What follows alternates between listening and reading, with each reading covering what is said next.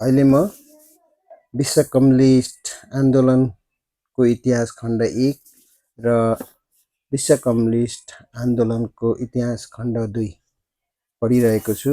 यो किताब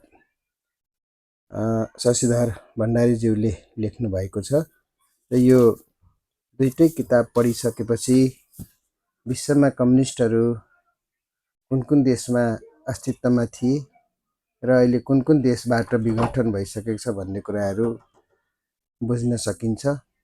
र विशेष गरेर सोभियत सङ्घ कसरी विघटन भयो र चाइना, उत्तर कोरिया लगायत युरोपमा कसरी कम्युनिस्टहरू अस्तित्वमा रहे र समाप्त भए भन्ने कुराहरू अवश्य पनि यो दुईटा पुस्तकमा भेट्न सकिन्छ र यसलाई मैले अहिले गहन रूपमा अध्ययन गरिरहेको छु। यो अध्ययन गरिसकेपछि पक्का पनि विश्व कम्युनिस्ट आन्दोलनका इतिश्री थाहा हुन्छ भन्ने मैले आशा लिएको छु र यो किताब पढ्नु भनेको ज्ञान लिनु हो र ज्ञान लिनु भनेको कम्युनिस्ट आन्दोलन कसरी सफल भयो र कसरी विफल भयो भन्ने कुराहरू लिनु हो। यसमा म अत्यन्तै आशामुखी छु र यो दुईटै किताब म अहिले अध्ययन गरिरहेको छु।